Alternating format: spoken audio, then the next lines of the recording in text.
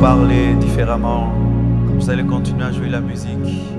Nous aurons un culte différent de tous les autres jours. J'ai mis de côté le message que je devais prêcher et l'Esprit de Dieu me conduit autrement. Je vais parler de manière prophétique par l'Esprit de Dieu. Le Seigneur me dit de vous dire ceci. Vous ne devez pas vous approcher de lui par habitude. Vous devez croire qu'il est capable de changer vos vies en un instant. Ma vie a été changée dans un culte, dans une réunion. J'étais venu, j'avais 21 ans. Et mon pasteur prêchait, il enseignait sur l'appel de Dieu.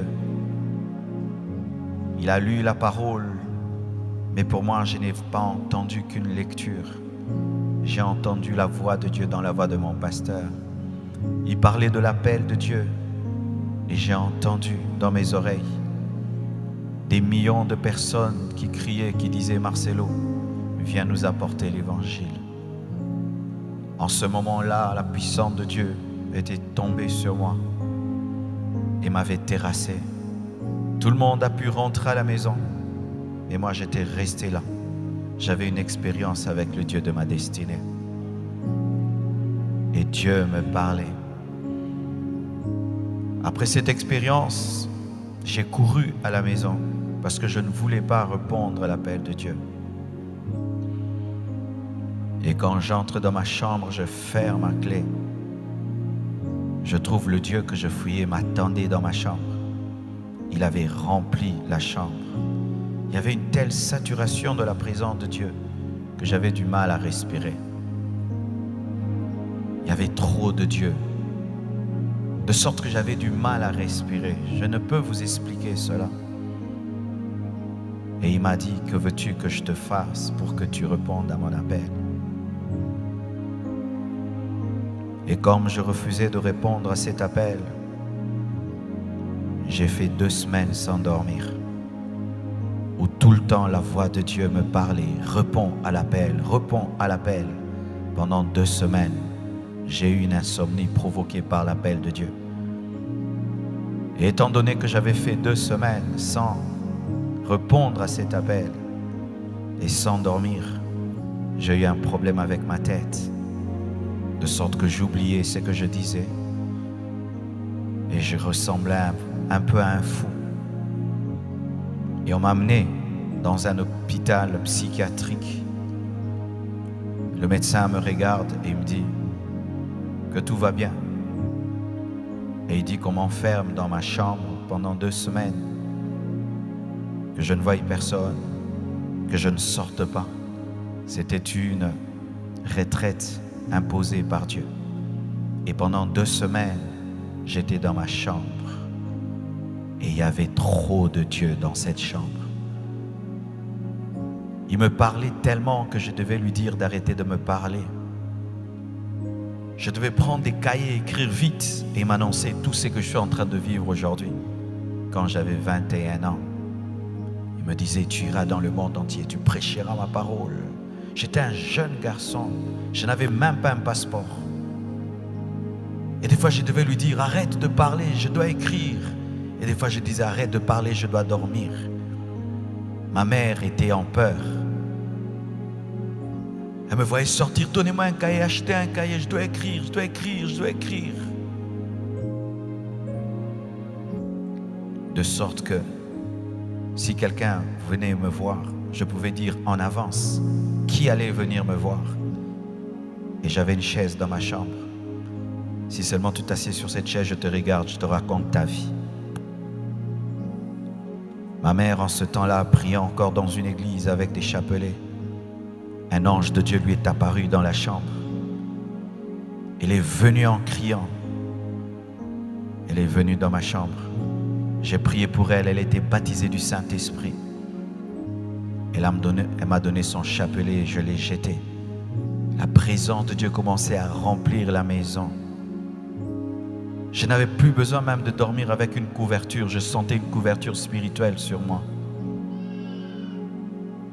Je suis en train de vous raconter ce qu'un enfant, un jeune garçon de 21 ans, vivait dans le secret de sa chambre. Cela a été provoqué par la présence dans un culte. Et je n'y étais pas allé pour faire genre ou classe.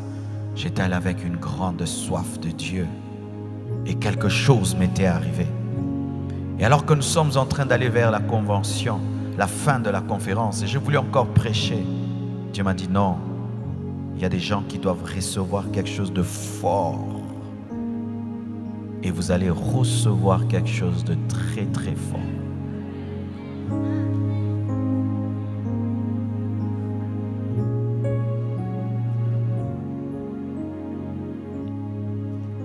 Beaucoup de gens m'avaient dit des choses.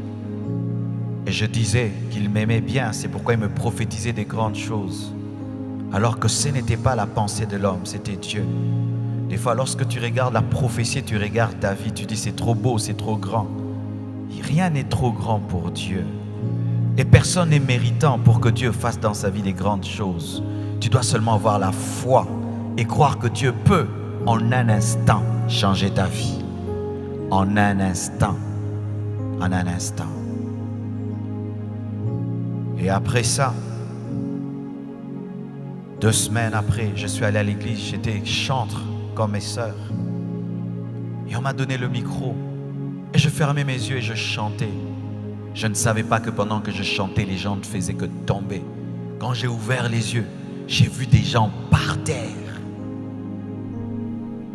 C'est là que l'onction de Dieu a commencé à se mouvoir dans ma vie. Moi qui hier priais en regardant une montre, je ne savais plus m'arrêter dans la prière. Il fallait que je puisse me décoller. Les moments de prière étaient devenus des moments intenses, des moments d'intimité terribles.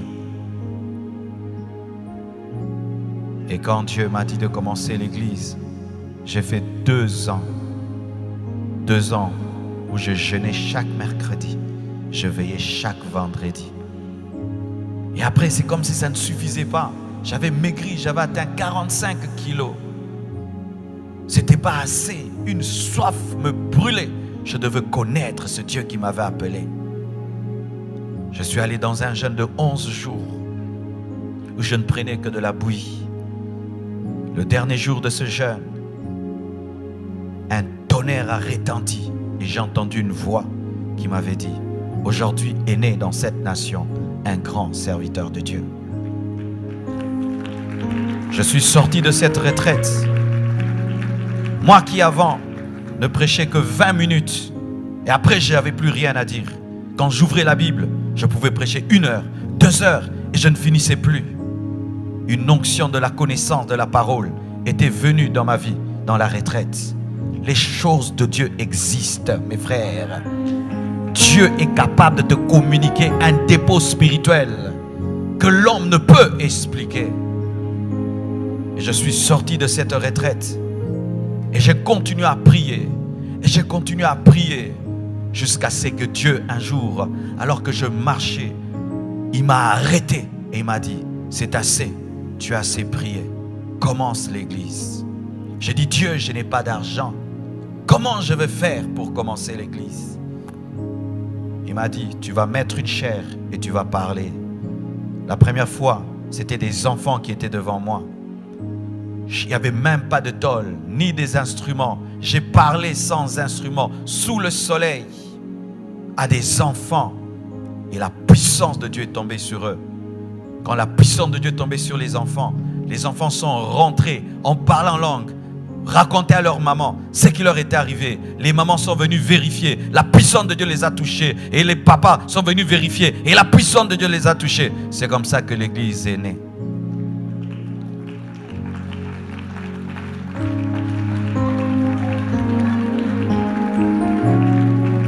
Et j'ai commencé à servir. Mais à un certain niveau, j'avais senti que j'avais atteint une stagnation. Je ne sais pas si ça vous arrive des fois. Tu vis avec Dieu, tu sers Dieu, mais tu sens que tu atteins un niveau où il y a un plafond. Tu ne montes plus, tu ne descends plus et tu es insatisfait. Ce n'est pas que tu pêches, ce n'est pas que tu fais des mauvaises choses, mais tu sens qu'il y a plus. Tu sens qu'il y a plus. Tu peux être dans le lieu saint, mais tu sens qu'il y a le lieu très saint. Et le lieu saint est un bon lieu, mais tu sens qu'il y a quelque chose d'autre. Et j'ai commencé à sentir cela. Je n'avais pas un nom précis à donner à cela, mais je sentais que je ne vivais pas le tout de Dieu. Et un jour, dans une vision, je vois un homme de Dieu dans un songe. Il me dit, Marcelo, tu sais que tu es comme moi. Je dis, moi, comme toi? Non, je ne peux pas être comme toi. Tu es trop grand. Il m'a dit, non, tu es comme moi, mais tu dois payer le prix dans la prière. Tu dois payer le prix dans la prière. Et alors là, j'ai commencé. Un esprit de prière est venu sur ma vie. Je pouvais commencer à prier à 6 heures, assis sur une chaise jusqu'à 16 heures. Et je ne sens pas le temps passer. 6 heures à 16 heures, 6 heures à 16 heures, 6 heures à 16 heures, 6 heures à 16 heures, 6 heures à 16 heures. Et des instructions que je n'avais pas reçues, des connexions que je n'avais pas eues sont arrivées. C'est là que je suis entré sur Casarema. Je ne sais pas s'il y a certains qui m'ont suivi à Casarema. C'est quand un jour un homme me téléphone, il me dit, j'ai vu l'une de tes vidéos sur internet. Est-ce que tu permets que je la mette sur mon YouTube? J'ai dit, fais-le. Et il a mis cette vidéo. Et les gens étaient impactés. Et ça a commencé. Mais je sentais que Dieu m'appelait à autre chose plus que cela. Et je le disais, je sens que je dois m'enfermer. Je dois m'enfermer pendant 40 jours seul avec Dieu. Je dois m'enfermer pendant 40 jours seul avec Dieu. Quand je prie une semaine, je ne me rassasie plus. Quand je prie 3 heures, je ne me rassasie plus. Quand je viens dans un culte, je rentre et j'ai toujours faim. Je dois m'enfermer. J'ai trop faim de lui. Jusqu'à ce que j'ai eu la force par la grâce de Dieu. Je suis allé m'enfermer dans mon bureau avec des bouteilles d'eau pendant 40 jours. Je suis sorti ressuscité. Dans ce jeûne, je suis mort spirituellement. Et dans ce jeûne, je suis sorti un autre homme. Quand je suis sorti, je suis allé faire une croisade qui avait réuni 15 000 personnes. J'ai prêché l'évangile. Un homme était paralysé, il a marché. Des malades étaient guéris. 500 personnes se sont converties et toutes ont rejoint l'église. Après ça, c'est quand le ministère s'est ouvert sur le plan international que j'ai même rencontré l'homme de Dieu et que tout le reste a commencé à se passer. Qu'est-ce que je veux vous dire, mes frères? Il y a un prix à payer. Il y a un prix à payer. Tu aimes cette chair, on te dira qu'il y a un prix. Tu veux la voir, tu dois payer un prix. C'est vrai que Christ a tout accompli pour nous, mais voici comment Christ fait. Il achète une chose pour toi et il la pose sur la table. C'est à toi de venir la prendre. C'est pourquoi il dit, venez à moi vous qui avez soif. Tu dois venir, tu dois aller. Sinon tu mourras et jamais tu ne deviendras l'homme que tu dois devenir. Je t'assure, le jour de ta mort, Dieu te présentera un autre toi-même que tu aurais pu être, mais que tu n'es jamais devenu parce que tu n'as pas payé le prix qu'il t'a demandé. Chacun de nous, dans son esprit, entend toujours un prix qu'il doit payer. Chacun de nous, celui-ci, Dieu lui dit de veiller. Celui-là, Dieu lui demande de jeûner. L'autre, je ne sais pas, Dieu te demande de faire des veillées de lecture de la parole. Jusqu'à quand tu vas reporter à demain le prix que tu dois payer? Jusqu'à quand tu diras, je le ferai, je le ferai, je le ferai, je le ferai, je le ferai. Tu risques de mourir et sans jamais devenir ce que Dieu a dit que tu seras. Et pour cela, il faut la soif. C'est la soif qui te permet de monter sur la table de Dieu et dire, Seigneur, je le prends. Mais si tu n'as pas soif, il aura tout accompli pour toi. Et il présente sur une table, mais tu ne sais pas prendre parce que tu n'as pas soif. La grandeur d'un jour, ce n'est pas le vêtement que tu as porté, mais la grandeur d'un jour, c'est la soif qui t'anime. La grandeur d'un culte, ce n'est pas le nombre de personnes qui y sont venues, mais c'est la soif qui a caractérisé ce culte. La grandeur d'une église, ce n'est pas le bâtiment, mais la grandeur d'une église, c'est la caractérisation, c'est la soif du peuple de Dieu. Et ce culte deviendra grand par notre soif. C'est notre soif qui fera de ce culte un culte extraordinaire. Et je t'assure, il est capable de changer ta vie en un instant. En un instant. Lorsque j'ai commencé l'assemblée, je suis passé par des problèmes. Tout d'un coup, dans l'église, il y avait des tumultes à gauche et à droite. L'église passait par des temps de secousses. Et je vois une vision. Dans cette vision, je vois un homme de Dieu qui entre dans la salle et qui prie pour moi. Et Dieu me sort du problème. Et je vais à l'école biblique. Pendant que je fais la modération du culte, j'ouvre mes yeux et je vois l'homme que j'ai vu dans la vision entrer. Et j'ai dit, aujourd'hui, la vision va s'accomplir. Je finis et je lui donne le micro. Et je m'attends à ce que la vision s'accomplisse. Le monsieur prend le micro, il enseigne et il enseigne. Après, il dépose le micro, il entre dans le bureau. La vision ne s'est pas accomplie comme j'avais vu. Et j'étais déçu.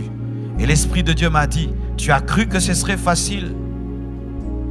Tu dois aller vers cet homme. Ça, je ne t'ai pas montré dans la vision. Tu dois aller vers lui et lui demander de prier pour toi. Cet homme parlait anglais. Moi, je ne maîtrisais même pas un peu d'anglais. Et j'ai dit à mon ami qui parlait anglais, peux-tu dire au prédicateur de prier pour moi? Mon ami va, il lui dit. Cet homme lui répond, il dit, je ne te connais pas et je ne peux pas prier pour toi. Quelle blessure! Dans la vision, je n'avais pas vu ce rejet. Dans la vision, je n'avais pas vu. Cette parole dure m'a été cachée.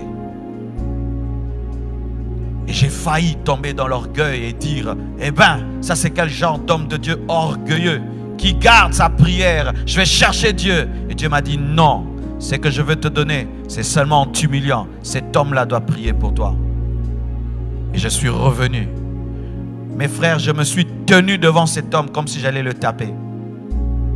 Et je lui ai dit, à mon ami, j'ai dit, dis à ton pasteur que s'il ne prie pas pour moi, je ne sortirai pas de là.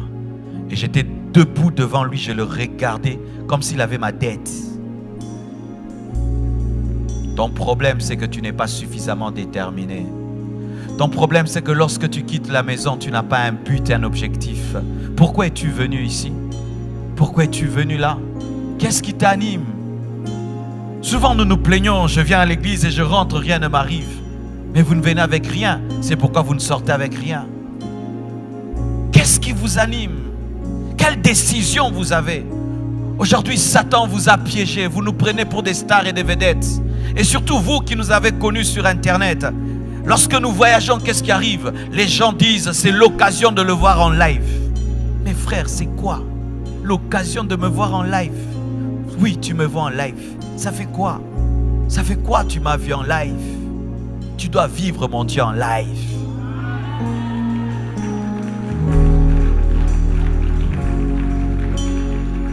Car le problème des fois, en vous concentrant trop sur l'instrument, vous passez à côté du Dieu de l'instrument. Et je me suis tenu devant lui et je le regardais. Et il a lu dans mes yeux une soif ardente. Et il a dit, mets tes mains là. Il a présenté seulement ses mains. Quand j'ai touché ses mains, je suis tombé directement. Quand je me suis relevé, j'ai senti comme un poids m'avait quitté et mon ministère a décollé à nouveau. Ce jour-là, si je n'avais pas soif, je ne sais pas si aujourd'hui je serais ici à Boston et si mon ministère serait devenu ce qu'il est devenu. Ton problème, c'est que des fois, tu rates des opportunités en or parce que tu n'as pas la vision de comprendre que l'Éternel est à Bethel. Peux-tu savoir que Dieu est ici? Peux-tu le sentir? Et peux-tu discerner que dans une seule réunion, ta vie peut changer? Une seule réunion, ta vie peut changer. Le feu de la Pentecôte qui a embrasé la vie de Pierre est tombé en un instant. C'était un tout à coup. Mais voyez les résultats du tout à coup.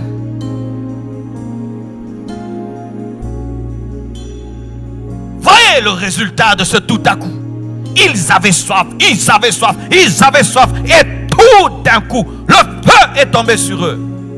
Et plus jamais ils n'ont été les mêmes.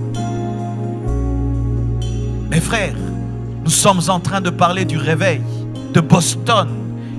Et vous savez à quel point la franc-maçonnerie est présente dans cette ville.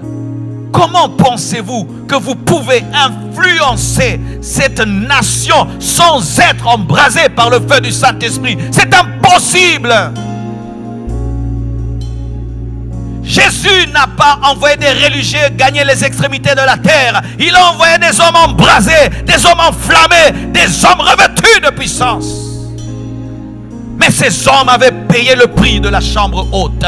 Ils avaient payé le prix de la chambre haute. J'aimerais un peu te parler de la chambre haute. Des fois que vous nous voyez ici, c'est beau, il y a des lumières. Mais si je te raconte mes journées, si je te racontais mes journées, si je te raconte ma vie, je passe ma vie dans une chambre. Boston, je n'ai pas le temps de voir. Je verrai Boston lundi et mardi. Et peut-être même pas s'il y a trop de gens pour qui je dois prier. Je vis dans une chambre et je prêche dans une chambre. Je prêche dans une chambre. Le prix à payer. Le prix à payer. Le médecin qui opère les cerveaux, le prix qu'il paye pour être capable de sauver les hommes. Il fait des études de 10 ans, de 12 ans. Et il est tout le temps assis, on l'enseigne. Pendant que ses amis jouent, il est en train d'apprendre. Et demain, il peut opérer ton cerveau et te guérir d'un cancer. Vous voulez ou vous ne voulez pas. Les choses de Dieu, ce ne sont pas des jeux, mes frères. Veux-tu cette vie? Voulez-vous vraiment bouleverser cette ville? Vous devez vous enfermer. Vous devez rater des choses. Pendant que les autres s'amusent, vous devez être à genoux. Pendant que les autres font ce qu'ils veulent, vous devez mourir à cela, afin de donner la vie aux autres. Si vous n'êtes pas prêt à payer ce prix, vous êtes en train de vous amuser à venir à l'église sans comprendre les enjeux. Vous devez vivre à genoux, vivre à genoux, vivre enfermé, jusqu'à ce que le déclic aura lieu. Car si vous ne payez pas le prix, sachez que les occultistes payent le prix. Certains ont offert leurs femmes, ont offert leurs enfants pour que Satan vienne régner dans la ville. Ils ont donné ce qu'ils avaient de précieux. Ils ont accepté que tous leurs enfants meurent. Ils ont fait des sacrifices humains. Ils ont donné de leur sang. Certains devaient vivre jusqu'à 70 ans. Ont accepté de mourir à 30 ans pour que seulement Satan passe par eux. Ils ont fait des sacrifices donnant leur vie. Certains ont fait des pactes avec le diable. Ils ne peuvent pas regarder derrière eux. Certains ont fait des pactes avec le diable. Ce sont des serpents qui les apparaissent. Certains ont fait des pactes avec le diable. Ils n'ont pas le droit de dormir. Certains ont fait des pactes avec le diable qui ne peuvent dormir dans une maison. Il faut entendre les pactes qu'ils acceptent. Mais les chrétiens, Dieu vous demande de jeûner. Il vous demande de vous agenouiller. Il vous demande de vous enfermer. Il vous demande de passer du temps avec lui. Mais vous ne voulez pas. Mais vous pensez que Dieu vous utilisera.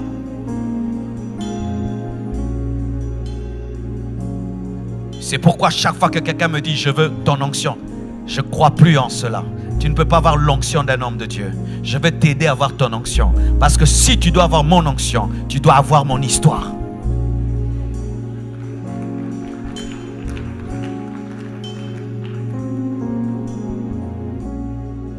Vie comblée, compassion, ça va. Ce sont des noms que nous donnons. Mais tous nous devons payer le même prix. Vous voulez cette ville? Vous devez aller la prendre. Vous devez aller la chercher au sommet de la montagne. Vous devez vous consacrer. Ne pensons pas qu'en parlant tout le temps, critiquant les païens, nous allons les convertir. Dans la chambre haute, on ne critique pas les païens. On attend le feu du Saint-Esprit. Ne pensez pas qu'en passant vos temps devant la télévision du matin au soir, tout le temps sur Facebook, tout le temps sur WhatsApp, vous amènerez un réveil. Vous devez mettre vos téléphones de côté. Et ça, Dieu m'a dit, vos téléphones de côté. Éteindre vos téléphones pour prier, chercher Dieu. Vous devez mettre vos téléphones de côté pour chercher Dieu. Vous devez vous déconnecter pour chercher Dieu. Vous devez éteindre vos téléphones pour chercher Dieu. Vous devez pendant un temps oublier que la technologie existe pour chercher Dieu. Mais tant que vous serez tout le temps connecté, tout le temps disponible, vous serez indisponible à la voix de l'Esprit. Car lorsque Dieu voudra vous parler, vous serez en train de parler à quelqu'un. Voulez-vous ou vous ne voulez pas? Ce monde n'a pas encore vu ce que Dieu peut faire au travers d'un homme qui s'abandonne totalement à lui. Le monde n'a pas encore vu ce que Dieu peut faire au travers d'un homme qui s'abandonne totalement à lui. Si aujourd'hui tu t'offres à Dieu comme un sacrifice vivant et tu montes sur l'autel de la croix, il va te consumer par le feu du Saint-Esprit et de là sortira un puissant serviteur de Dieu. Oh mes frères et sœurs, prenez au sérieux ce que je dis. Je suis venu dans des réunions comme ceci. J'étais un enfant et pendant que le prédicateur prêchait, il y avait des adultes dans la salle. Et l'Esprit de Dieu me disait, il te parle à toi. Je disais, moi, mais il y a tellement de gens plus intelligents, plus capables que tu peux utiliser. Dieu me disait, c'est à toi que je parle. Et si pendant que je parle, tu entends l'Esprit te dire que c'est toi, il s'agit de toi.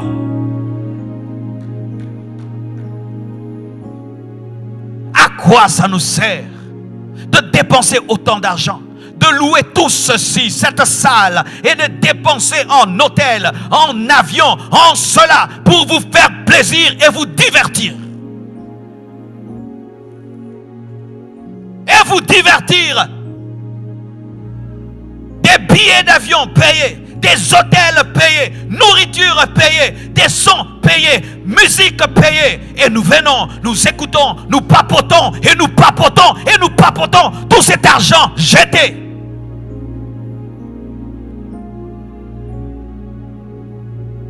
Si cette conférence n'engendre pas, ne fût-ce qu'un homme embrasé, nous avons échoué. Il fallait que je reste au Congo. Il fallait que je reste au Congo. Il fallait que je reste au Congo. Un jour, notre pasteur nous a chassés. Et Dieu soit béni pour ce qu'il avait fait. Il nous enseignait. Et nous, on trouvait que c'était normal qu'il puisse nous enseigner et nous enseigner. Et un jour, il nous pose la question sur ce qu'il avait enseigné hier. Et personne n'était capable de lui dire ce qu'il avait enseigné. Il nous a dit, levez-vous. Je perds mon temps. Rentrez chez vous. On pensait que c'était de la blague. Il nous avait chassés. Et nous sommes rentrés. Et on a dit, il a raison. Comment nous sommes incapables de nous rappeler ce qu'on nous a enseigné hier? Est-ce que vous vous rappelez ce que j'ai enseigné hier? Est-ce que vous vous rappelez ce que j'ai enseigné le premier jour? Est-ce que vous vous rappelez ce que le pasteur Samuel a enseigné? Ce que le pasteur Grégory a enseigné? Tout ce temps passé dans la prière. Est-ce que vous vous rappelez de cela? Et il nous a chassés. Et quand nous sommes rentrés, on a fait une réunion, on a dit, c'est vrai, nous ne prenons pas au sérieux notre formation. Désormais, nous changeons. Nous sommes allés le voir, nous lui avons dit, pasteur, tu as raison. Nous sommes des aventuriers. Mais aujourd'hui, nous te promettons, nous prendrons au sérieux notre formation. Nous sommes revenus à ses pieds. Et nous sommes devenus ce que nous sommes devenus aujourd'hui. Parce qu'on avait pris au sérieux. Pourquoi es-tu ici? Parce que tout Boston est là? Parce que tes amis sont là? Parce que tu es obligé d'être là? Ou parce que tu as une rage? Tu as une rage, une soif, une insatisfaction, un désir ardent que rien ne peut satisfaire. Aucune maison, aucune voiture, aucune relation, rien que Dieu. Je me souviens des fois, je priais dans ma chambre et je trouvais que ça n'allait pas. J'avais besoin de prier à un endroit où personne ne peut m'entendre. Et je quittais ma maison et j'allais vers une montagne. Et je traversais même des rivières. Et j'allais au sommet de la montagne. Et j'arrive là, je n'ai rien à dire. En soi, j'avais pas des paroles, j'avais un cri. Je devais crier comme une femme qui devait accoucher. Je criais seulement, je criais jusqu'à en perdre la force. Et puis je descendais. On me disait, ma soeur, tu viens de faire quoi? Je ne peux pas te dire, je ne peux pas t'expliquer. Une fois, je voyais les gens écouter la parole et ne pas changer. Tu leur prêches la sainteté et ils pêchent encore. Tu leur prêches la sainteté et ils pêchent encore. Des scandales et des scandales. Il pleuvait et je rentrais à la maison. Je pleurais sous la pluie. J'avais oublié même qu'il y avait la pluie. Comment les gens peuvent venir à l'église et s'appeler chrétien et ne pas changer? Peut-être que c'est moi le problème, Seigneur. Peut-être que je ne suis pas assez loin. Peut-être que je ne prêche pas bien. Avez-vous de telles rages? Comment je peux prier pour un malade qui n'est pas guéri? Comment je peux prêcher à quelqu'un qui ne se convertit pas? Comment je peux lire la Bible, je ne la retiens pas? Comment je suis incapable de prier même 1 heure du temps? C'est comme si c'était une torture. Comment je suis incapable de jeûner? Comment je suis incapable d'aimer Dieu comme il m'aime? Comment j'ai ce mauvais cœur?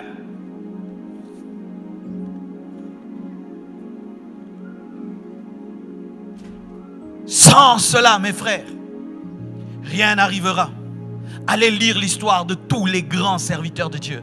Allez lire l'histoire de tous et vous allez voir, un jour, ils ont décidé d'être sérieux avec Dieu.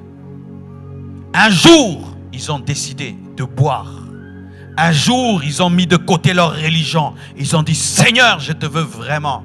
C'est quand Dieu s'est révélé à eux. Il n'est pas loin, mais il veut des gens sérieux. Il n'est pas loin, mais il veut des gens qui en veulent vraiment. Parce que des fois nous disons je veux, mais Dieu teste, il sent que tu ne veux pas vraiment. Pierre disait qu'il allait mourir pour Christ, mais quand Christ l'a vu, il a dit, tu vas fuir. Mais après, quand il a dit je mourrai, Christ a dit oui, tu mourras. J'ai vu, tu vas accepter de mourir. Payeras-tu réellement le prix, mes frères? Le verset que je fais que vous donner finit par une chose. Que celui qui a des oreilles entende, c'est que l'Esprit dit aux églises. Le Saint-Esprit que vous avez en vous est un coach de la soif. C'est lui qui vous amène à avoir soif et vous conduit vers la chambre haute. Vous devez apprendre à l'écouter. Des fois tu peux dire, je dormirai jusqu'à 8 heures. Tu l'entends.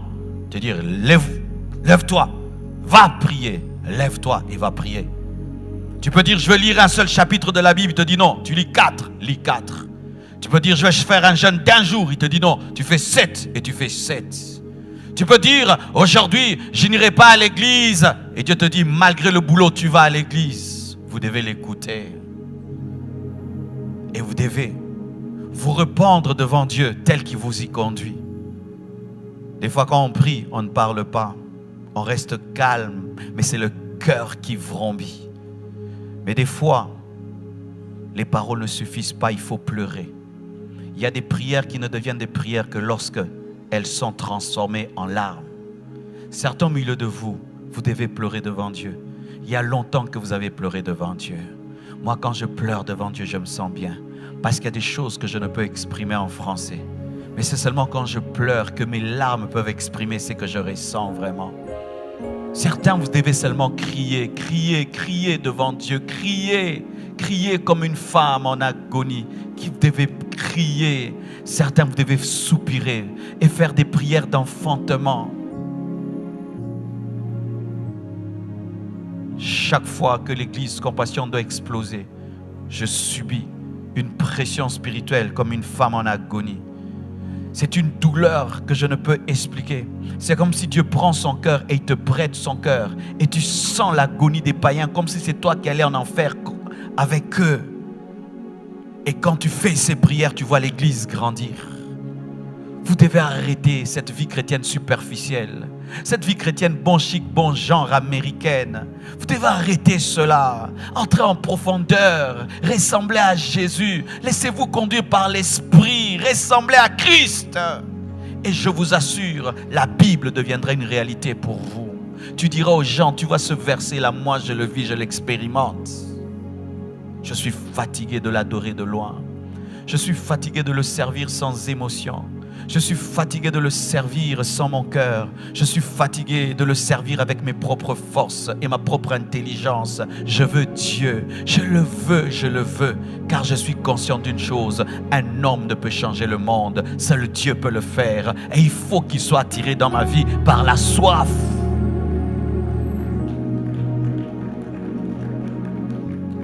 Et j'aimerais dire quelque chose. Et je crois que c'est pourquoi aujourd'hui Dieu a permis que je parle ainsi, parce qu'on a le temps. Vous savez pourquoi des fois aussi Dieu ne se manifeste pas dans nos églises? Nous ne lui donnons pas assez de temps. À peine il est venu, on dit Amen. À peine il commence, on dit c'est fini. Le programme, la montre est un ennemi de l'amour. Je me souviens lorsque j'étais fiancé à ma femme, la montre, on ne s'en occupait pas. Elle pouvait venir me voir le matin. On parle, on ne sait même plus si c'est 3 heures ou 4 heures du temps. Et lorsque je vais la raccompagner, elle me raccompagne. Et puis elle me raccompagne, nous raccompagnons. Et après tu dis, mais tu dois partir. Et quand même elle est partie, elle t'appelle. Et quand ces unités sont finies, toi aussi tu recharges, tu l'appelles. Et tu te retrouves jusqu'à 1 heure du matin, tu es en train de parler. Mais aujourd'hui, les chrétiens sont pressés. Ils arrivent en retard à l'église, mais ils sont les premiers à partir. Pendant qu'on prie, il regarde la montre. Pendant qu'on prêche, il regarde la montre.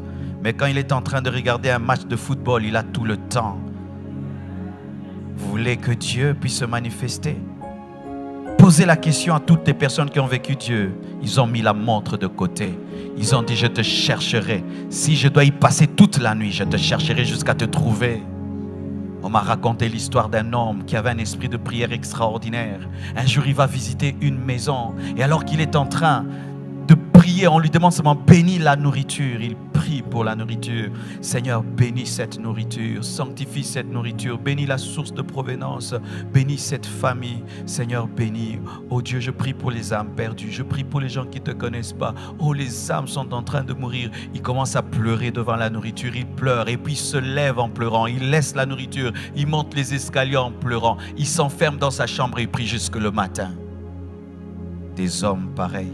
Jamais tu ne peux avoir la même intimité qu'une telle personne qui est tellement connectée à Dieu et qui peut ressentir son cœur même devant la nourriture. Le temps, nous invitons Dieu sans le respecter. J'invite mon frère, mais je n'ai pas le temps pour lui. C'est ce que nous faisons avec Dieu. Seigneur, viens. Quand il vient, tu n'as pas le temps. Je suis pressé. Un roi, un seigneur, mais tu n'as pas le temps pour lui. C'était ça le problème même dans la maison de Simon. Simon avait invité Jésus, mais il ne l'avait pas honoré. Quand il vient, nous sommes accros à nos montres. Nous sommes accros au temps.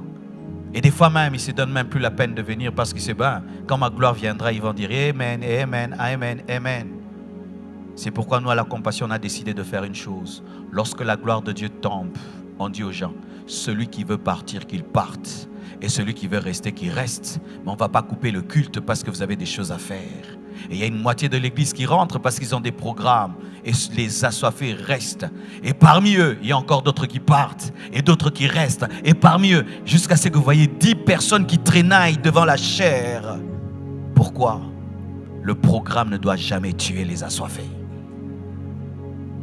Car 2 assoiffés suffisent pour amener un réveil dans une église. 2. Vous savez même, si Dieu commence à nous révéler les secrets de nos églises, Dieu va te révéler que toute l'église n'est tenue que par 3 personnes. Et vous pensez que c'est vous? Non, il y a 3 personnes que vous ne connaissez pas, qui dans le secret prient de 0 heure à 5 heures du matin. Seigneur notre église, Seigneur notre église. Mais ils ne sont pas dans un département, ils ne sont pas connus du pasteur, ils sont connus de personne, mais ils sont connus par Dieu. Un grand serviteur de Dieu faisait des miracles et des prodiges. Pendant un temps, il voit les miracles disparaître. Dieu ne l'utilisait plus. Il dit, Seigneur, qu'est-ce qui se passe? Tu m'as abandonné. Dieu lui dit, non, je ne t'ai pas abandonné. La personne qui prie pour toi ne prie plus. Oh, qui? Tu vois la maman au coin là-bas?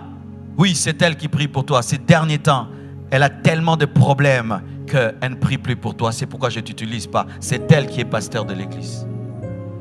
Et cette femme ne savait pas que c'est elle qui déclenchait le réveil à l'église. Car les personnes qui ont une intimité avec Dieu ne sont jamais orgueilleuses.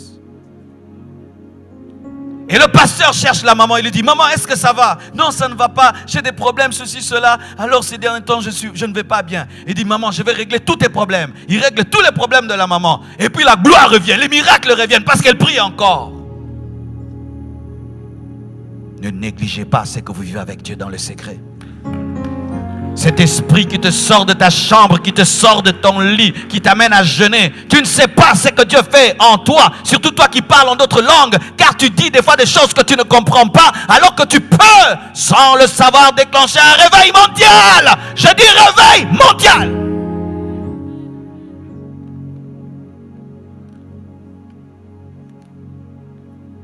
Tout ce que je suis en train de vous dire, c'est pour vous préparer à une chose. Au toucher divin. Ce soir, aujourd'hui, maintenant. Car il y a une maladie dans les églises. Nous attendons que Dieu agisse demain. Il agira. Je n'ai pas demain, je n'ai pas dimanche, je n'ai que samedi. C'est aujourd'hui ou jamais. Dieu est le Dieu qui agit dans 20 ans, dans 25 ans, mais il est aussi le Dieu de à l'instant même. À l'instant même. Jésus a parlé au figuier, à l'instant même, il a séché. À l'instant même, il a ordonné que les yeux de Bartimée s'ouvrent. À l'instant même, il est aussi le Dieu de l'instant même. Est-ce que vous croyez que dans ce culte-ci, Dieu est capable de faire descendre une gloire qui change Boston et qui change vos vies? Est-ce que vous le croyez?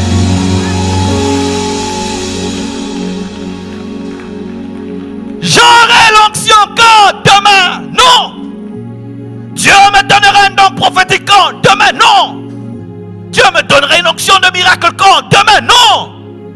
Je crois qu'il peut aujourd'hui me donner une onction que je n'ai jamais eue. Je crois qu'aujourd'hui il peut me donner un don spirituel que je n'ai jamais eu. Je crois qu'aujourd'hui il peut m'accorder une expérience que je n'ai jamais eue. Je crois qu'aujourd'hui il peut m'accorder un feu que je n'ai jamais eu. Aujourd'hui, car je n'ai qu'aujourd'hui. C'est la religion qui ramène tout à demain. Il guérira. C'est pourquoi lorsque Jésus-Christ s'est présenté devant la tombe de Lazare et qui voulait guérir ce jour-là, Lazare ressuscité ce jour-là, Lazare, les religieuses qui étaient ses sœurs ont dit, nous croyons mais pas maintenant. Les paralytiques marcheront mais pas aujourd'hui. Les aveugles verront mais pas aujourd'hui. Alors ils verront quand? Le feu tombera. Le feu tombera. Et on finit la conférence. Ça tombe pas. Pourquoi? On remet toujours à demain. À demain, à demain, à demain. Et puis on finit. Amen. Rien. Reportant toujours à demain. Je le veux ce soir. Je m'y attends ce soir. À l'explosion de la gloire de Dieu ce soir.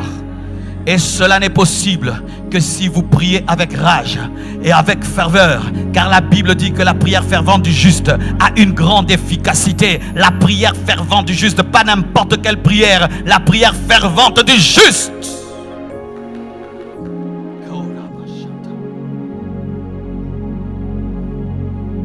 Lorsque nous avons reçu Jésus, 10 chrétiens pouvaient être dans une salle en train de prier. Tu penses qu'ils sont à 100? Vrai ou faux? Mais aujourd'hui, les gens peuvent être nombreux comme ça. C'est comme s'il y a 2 personnes. Une lourdeur que nous avons, même de parler à Dieu. C'est comme si nous sommes des muets. Mais quand on dit Amen, il faut voir comment nous faisons du bruit. Une maladie dans l'église. Les gens ne prient pas, ne parlent pas à Dieu dans le culte, mais ils parlent aux hommes après le culte.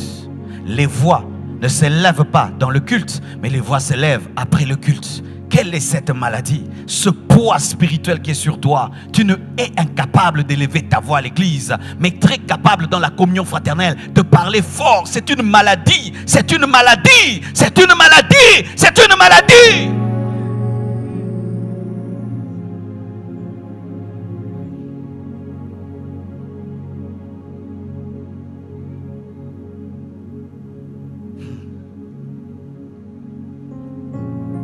Je termine en vous rendant conscient d'une chose.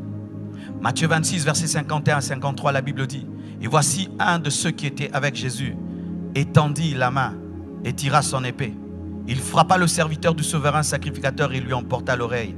Alors Jésus lui dit: remets ton épée à sa place, car tous ceux qui prendront l'épée périront par l'épée. Et maintenant il dit, penses-tu que je ne puisse pas invoquer mon Père qui me donnerait à l'instant plus de 12 légions d'anges? Jésus croyait qu'en un instant, sa prière pouvait attirer 12 légions d'anges. Et tel il est, tel nous sommes. Si ma prière peut attirer 12 légions d'anges, ta prière 12 légions d'anges, sa prière 12 légions d'anges, 12 et 12 et 12, il y aura saturation angélique à Boston.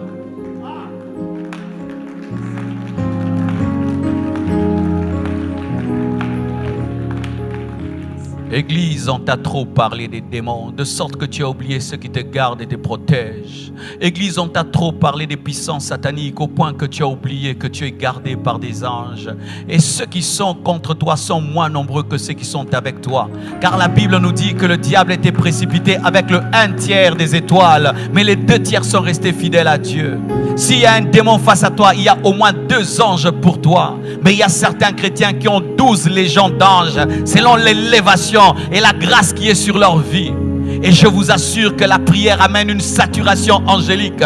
C'est pourquoi dans l'église primitive, les anges libéraient les apôtres et ouvraient les prisons, de sorte même qu'on les confondait aux hommes. Les anges sont ici. Le Saint-Esprit est là. Jésus est là. Le Père est là. Tout ça pour nous. Et nous allons sortir d'ici tel que nous sommes venus. Quel gâchis!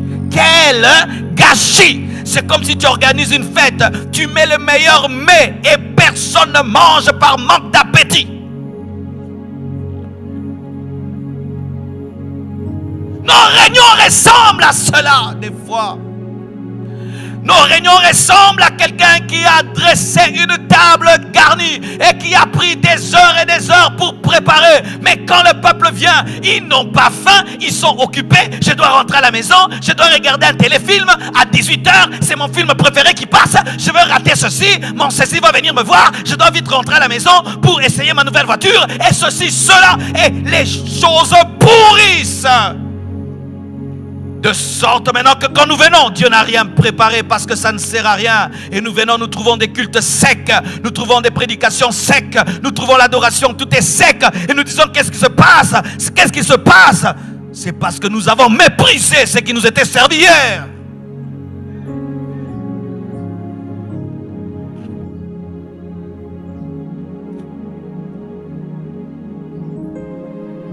Tu vois encore ce qui te bloque. Et je termine là. Le protocole. Le protocole. Le protocole à l'église est devenu un frein au Saint-Esprit. Nous avons tellement organisé nos églises que nous avons freiné l'esprit.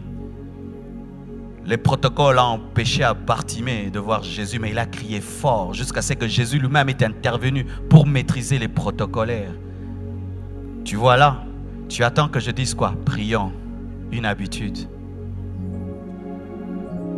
La plupart des miracles de Christ se sont produits sur des routes, là où il n'y avait pas de liturgie. Il n'y avait pas un culte pour qu'on respecte quoi que ce soit. Et le fait que nous venons à l'église et il y a une estrade et il y a des chaises, vous vous comportez comme vous êtes à l'école et tu dis je vais déranger. Non, ici ce n'est pas l'école, c'est l'église. Et tu dis, mon voisin va être gêné. Ici, c'est l'église. Si tu sens l'envie de prier, prie. Tu sens l'envie d'être debout, sois debout. Tu as envie de lever les mains, lève les mains. Tu as besoin de t'agenouiller, tu t'agenouilles. Tu as besoin de te prosterner, tu te prosternes. Les églises sont trop organisées, trop organisées. Ça commence à nous déranger, ces organisations. Ça commence à être trop lourd. Ça devient trop lourd. Trop lourd. Trop lourd. Tout est millimétré, tout est ceci, tout est cela, tout est cela. Où est la place de Dieu maintenant? Qu'est-ce qui a tué le réveil de la Pentecôte? C'était l'organisation. Le feu de Dieu est tombé et les hommes ont décidé, nous allons contrôler. On ne fait plus ça, on ne fait plus ça et on ne fait plus ça. Et l'Esprit de Dieu a été étouffé. Dans certaines églises, tu ne peux même pas dire Alléluia, tu déranges. Tu ne peux même pas crier en langue, on dérange. Tu t'agenouilles, le protocole te dit ce n'est pas le moment. Quel est le moment? Quel est le moment? Quel est le moment? Quel est le moment? Quel est le moment? Quel est le moment? Dites-moi quel est le moment pour aimer mon Jésus. Donnez-moi l'heure, donnez-moi le temps pour que je puisse respecter.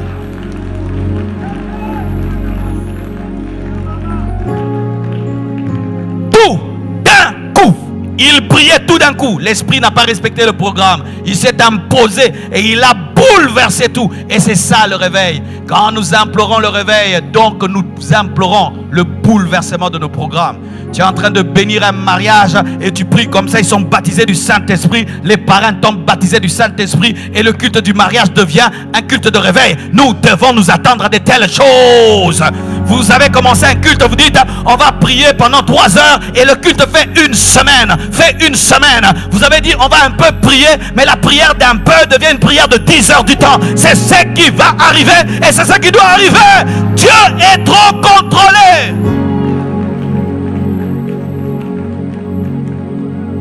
C'est pourquoi dans l'église de Laodicée, Jésus-Christ dit, je me tiens à la porte et je frappe. Pourquoi vous m'avez mis dehors? Redonnez-moi mon église. Redonnez-moi mon église. Et aujourd'hui, l'Esprit de Dieu dit, redonnons à Jésus son église afin qu'il la dirige. Et elle est trop dirigée par les programmes, trop dirigée par les horaires, trop dirigée par l'intelligence. Moi-même, j'ai été testé par ce que je vous prêche. Ce n'est pas ma prédication. Je devais parler sur les symptômes d'une église déshydratée. Et je monte sur cette chaire. Il me dit, tu ne prêches pas ça. Je dis, je veux faire quoi? Tu ouvres la bouche et je parle. Il m'a testé. Et voilà que vous êtes bénis.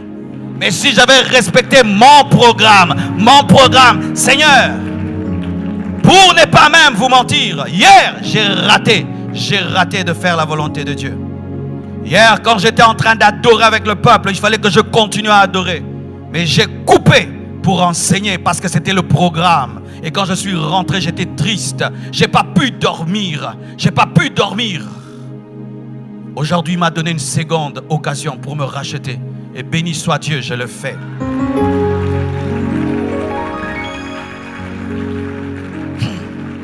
Cher homme de Dieu, entre donner une bonne prédication et écouter Dieu, c'est mieux d'écouter Dieu. Entre donner une prédication et révéler le cœur de Dieu, c'est mieux de révéler le cœur de Dieu. Car bien parler n'est pas toujours le signe que tu as parlé de la part de Dieu.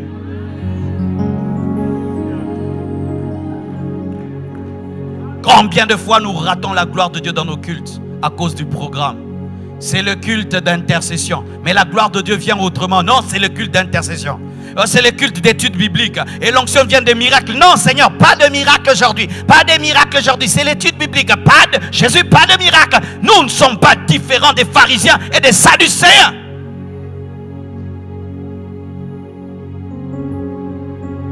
La liberté de l'esprit. Là où il y a la soif, il y a la liberté de l'esprit. Mon frère, j'ai été quelque part. J'ai vu des hommes qui ont soif. Ce jour-là, j'ai failli mourir. Je suis entré et j'ai commencé à prêcher. Plus je prêchais, les gens se tenaient debout. Et après, ils commençaient à avancer. Moi, j'ai reculé. C'était à Lubumbashi. À Lubumbashi, c'est terrible. C'est l'une de nos provinces là-bas. Les gens ont un don de révélation pas possible. Ils peuvent te regarder comme ça. Ils te donnent ton nom, ton adresse. Ils te donnent tout. Les gens prient dans des montagnes pendant des semaines et des semaines. Il y a des gens qui habitent plus à la montagne que parmi les humains. À Lubumbashi. Et pendant que je prêchais, ils se tenaient debout. Et ils commençaient à avancer. Et avancer. Et avancer. Jusqu'à ce que j'étais coincé contre le mur. C'est comme s'ils avaient besoin de toucher ce que je prêchais. C'est comme s'ils voulaient le toucher. Et vous pensez que nous pouvons être comme de telles personnes? Mes frères et sœurs, ce n'est pas parce que vous êtes aux États-Unis que vous avez le droit d'être tiède. Et ne pensez pas que Dieu va vous juger autrement des Africains. Vous avez la même Bible et le même Saint-Esprit. Et si eux peuvent aimer Dieu de cette manière, vous aussi vous pouvez le faire. J'ai été estomaqué lorsque je suis allé prêcher à Miami. Alors vous voyez Miami, nous quand on voit Miami, on entend parler de Miami. C'est plus le film qu'on entendait, je crois, de flics à Miami. Mais j'arrive dans cette église, tabernacle de gloire, avec le pasteur Grégory. Les cultes finissent à 2h du matin. Ça commence à 16h jusqu'à 2h. Je dis, vous êtes où? À Miami. Et pendant les vacances, pendant l'été, quand tout le monde se livre au péché. Il prie de 16h à 2h du matin. 10 000 personnes. 10 000 personnes. Je suis rentré, j'ai dit non. Ce n'est pas question de nation. C'est question de soif. C'est question de soif.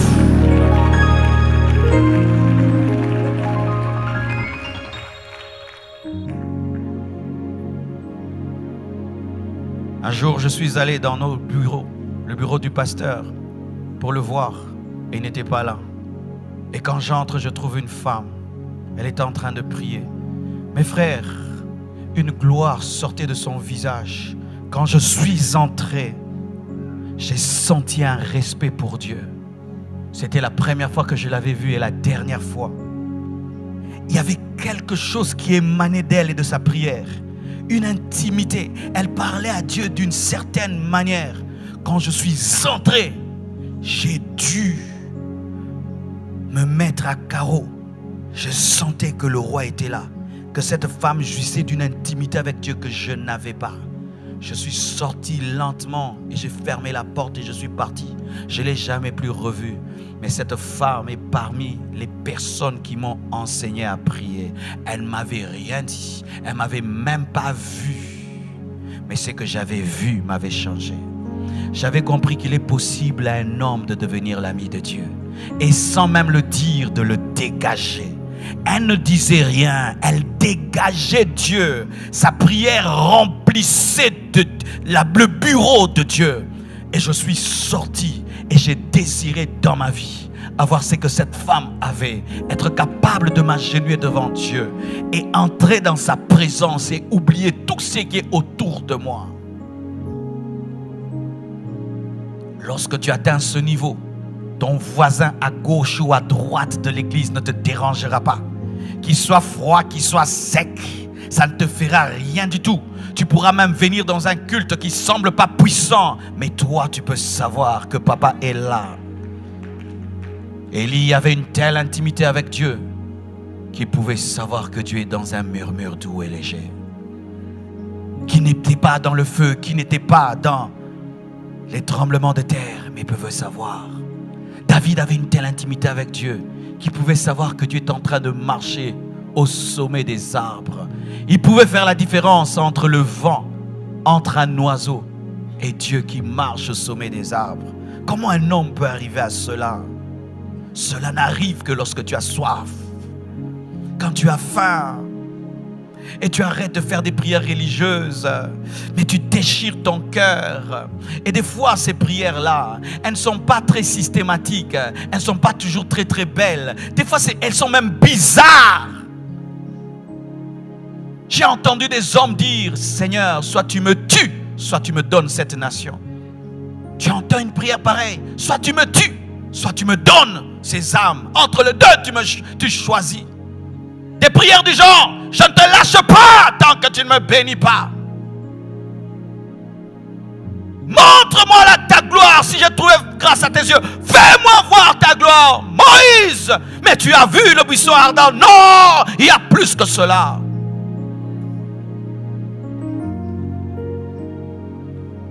Si ce soir, nous pratiquons cela, cette conférence aura servi à quelque chose.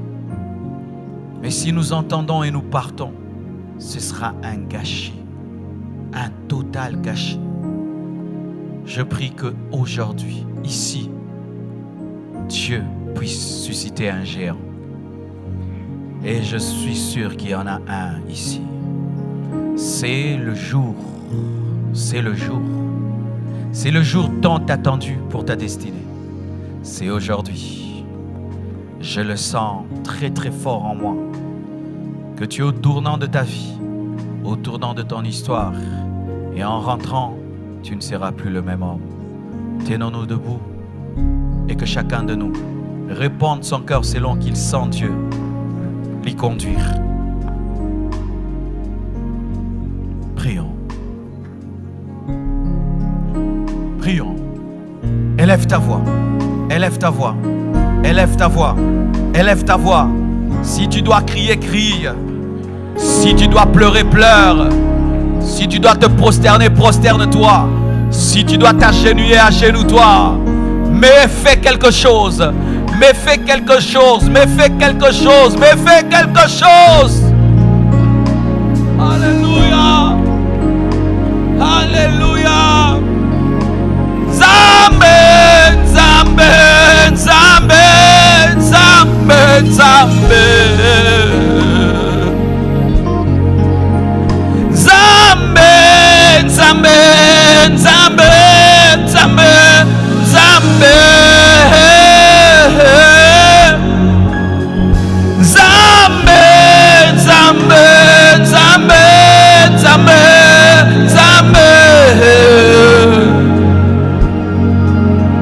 Zambe, Zambe, Zambe, Zambe, Zambe.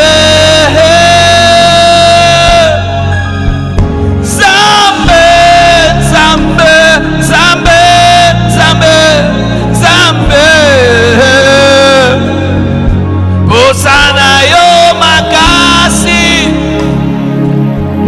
Posana yo makasi. Posana yo makasi. Posana yo makasi.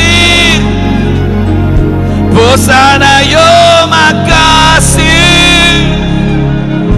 Posana yo makasi. Zambe, Zambe, Zambe, Zambe, Zambe, Zambe. Zambe, Zambe, Zambe, Zambe, Zambe. Posana yo makasi. Posana yo makasi. Posana yo makasi. Posana yo makasi.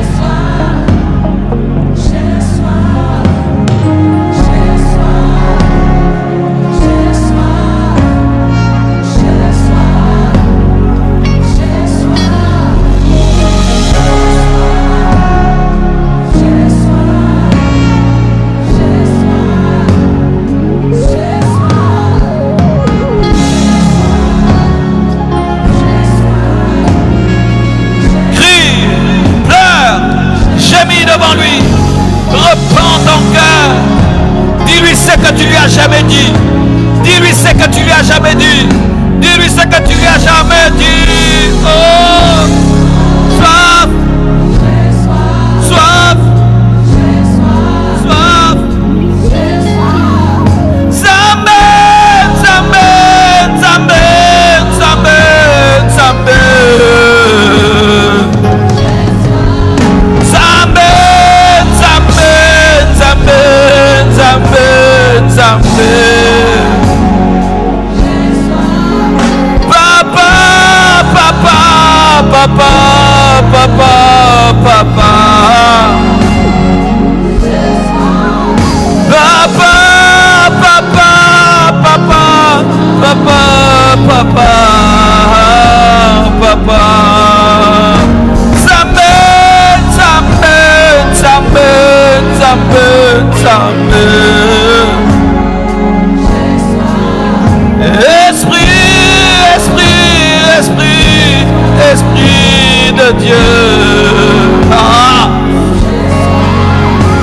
Esprit, esprit, esprit, esprit de Dieu. Ah. Esprit, esprit, esprit, esprit de Dieu. Descends, descends, descends, descends au milieu de nous. Esprit, esprit, esprit, esprit de Dieu.